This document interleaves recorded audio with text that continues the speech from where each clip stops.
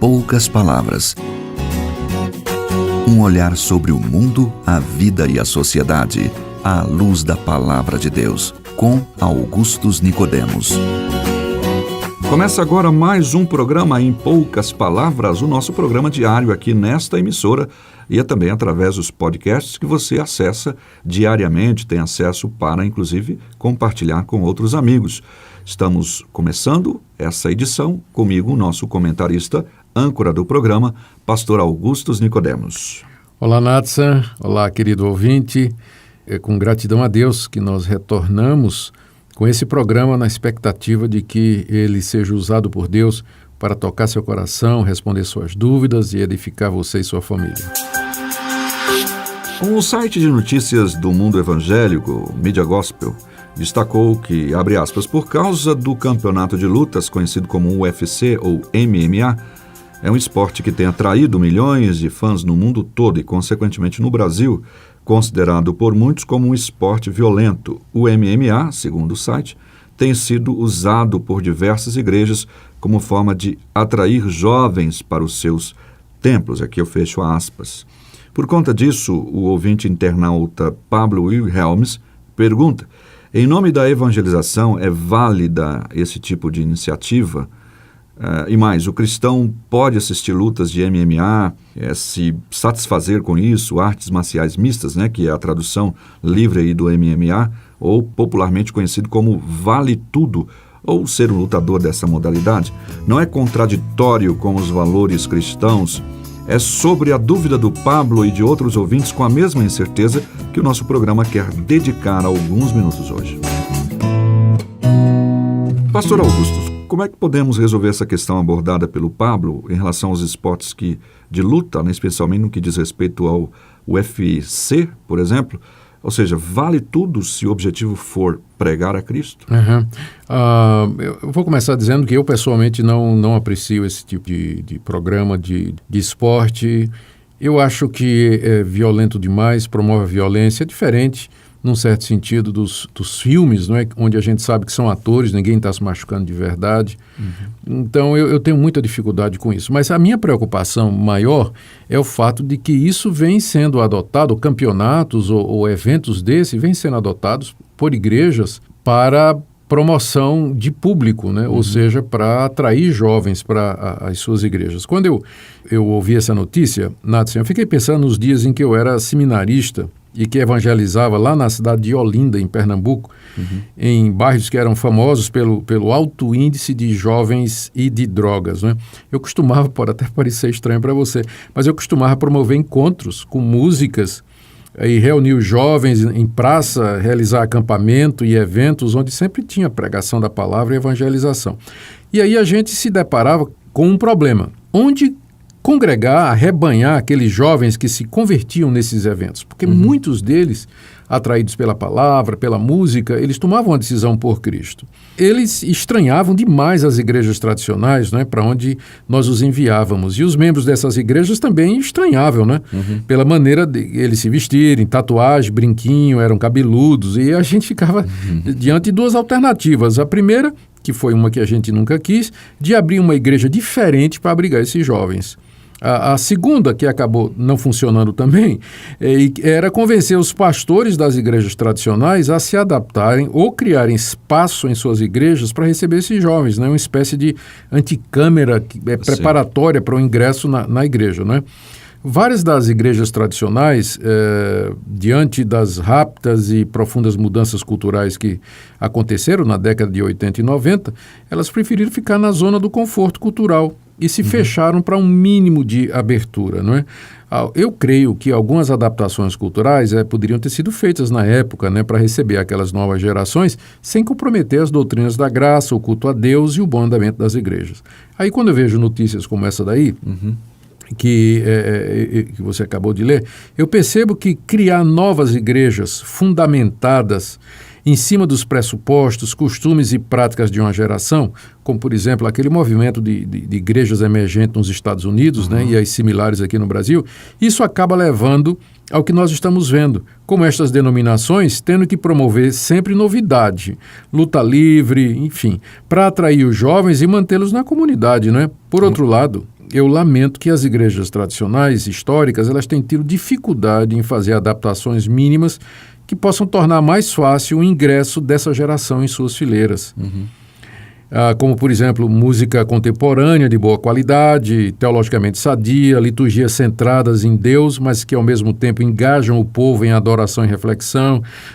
Eu penso programas sociais, encontros atraentes e relevantes, com conteúdo e diversão, estabelecendo pontes para a evangelização que nos coloquem em contato com essa geração e que nos permitam levar de maneira relevante e significativa a mensagem sempre atual do Evangelho de Cristo. Para mim, luta livre em igreja evangélica como método de crescimento de igreja, embora nos choque, na verdade é a conclusão lógica da teologia pragmática que sustenta esse tipo de igreja, que nessa visão vale tudo para encher a igreja, qualquer coisa. E literalmente. Né? E aquelas que não estão dispostas a encher os seus salões a qualquer preço, elas são vistas como retrógradas, que não têm o Espírito Santo, são igrejas fechadas, igrejas frias, que não estão crescendo. Mas a pergunta é, o que está levando esse crescimento? As pessoas que estão indo para esses encontros, o que é que está atraindo essas pessoas? Estava comentando esse assunto um outro dia aí com um presbítero amigo meu, ele me disse o seguinte: os jovens precisam entender que conversão e teologia correta envolvem várias mudanças comportamentais, considerações pelos outros, abnegação.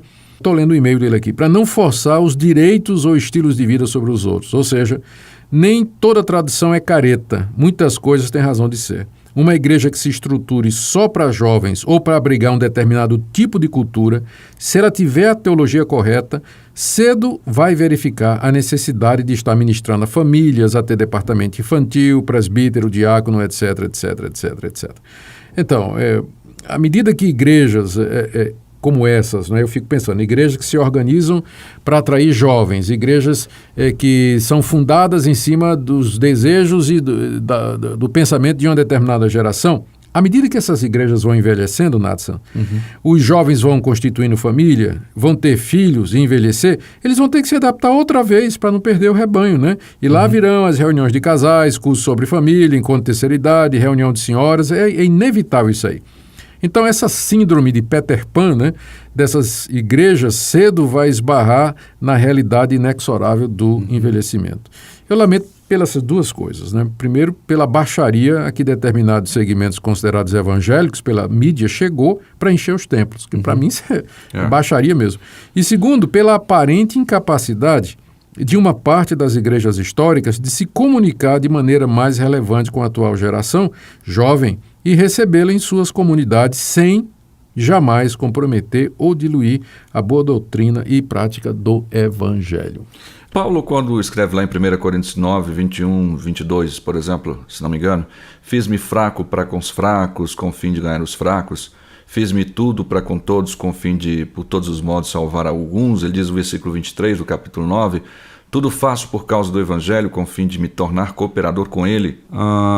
Não daria base para as pessoas, nós estamos fazendo, usando aí a estratégia de Paulo, tal, de... Pois é. Mas a gente tem que ter cuidado para não tirar um texto do seu contexto, né? O que Paulo dizia é o seguinte, quando ele ia pregar o Evangelho aos judeus, então ele, como ele era judeu, ele se comportava como judeu, não comia carne de porco, no sábado ele ia para a sinagoga, respeitava a tradição judaica de circuncidar os filhos, enfim, ele adotava os costumes judaicos e isso de forma nenhuma alterava o conteúdo do Evangelho e está muito longe de ser um esporte violento, né?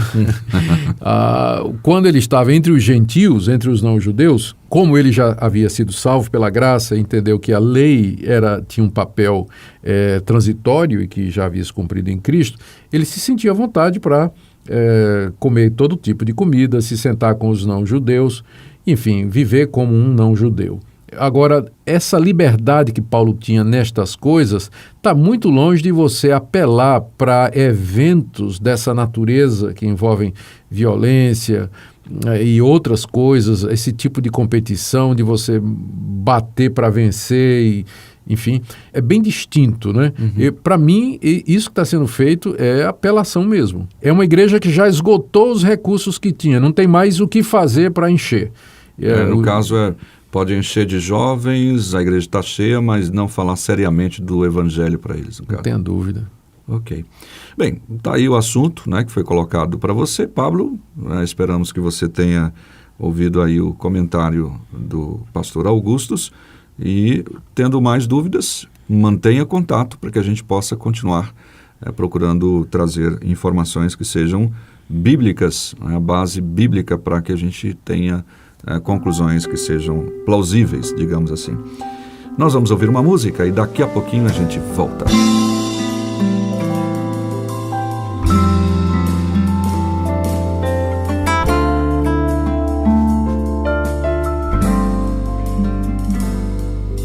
Vem, sopra sobre nós teu sopro,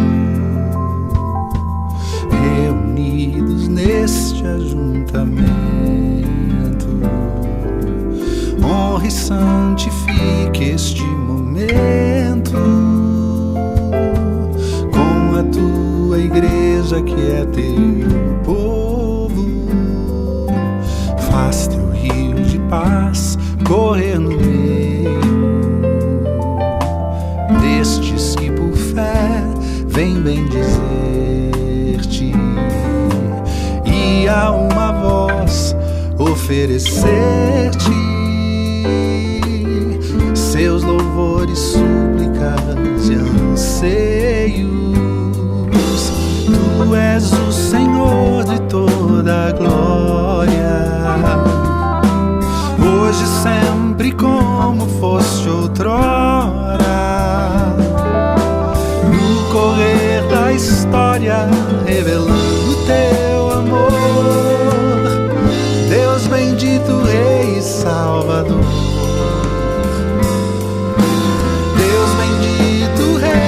Salvador.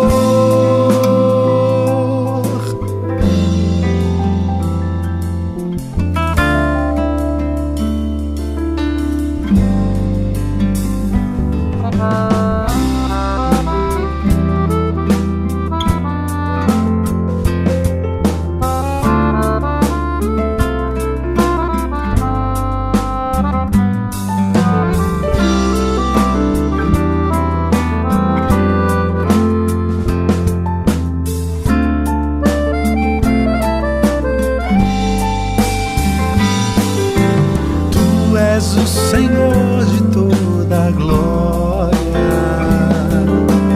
hoje sempre como foste outrora. No correr da história, revelando teu amor, Deus bendito, Rei e Salvador. Deus bendito, Rei e Salvador.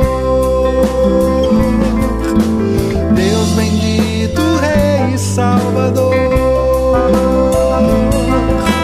Deus bendito, Rei e Salvador. Chegamos ao final de mais uma edição do nosso programa Em Poucas Palavras, hoje falando sobre Vale Tudo para a Evangelização. Pastor Augustus. Muito obrigado, querido ouvinte, pela sua audiência e até o próximo programa. E antes que eu me esqueça, o WhatsApp 62 8117 2986, esperando a sua participação. Até o próximo programa, se Deus quiser. Se você deseja saber mais sobre esse e outros assuntos à luz da Palavra de Deus, domingo às 9 da manhã ou às 7 da noite. Será um prazer conhecê-lo pessoalmente. Primeira Igreja Presbiteriana de Goiânia, Rua 68, esquina com 71 Centro. Fone 3213-3320 www.pipg.org.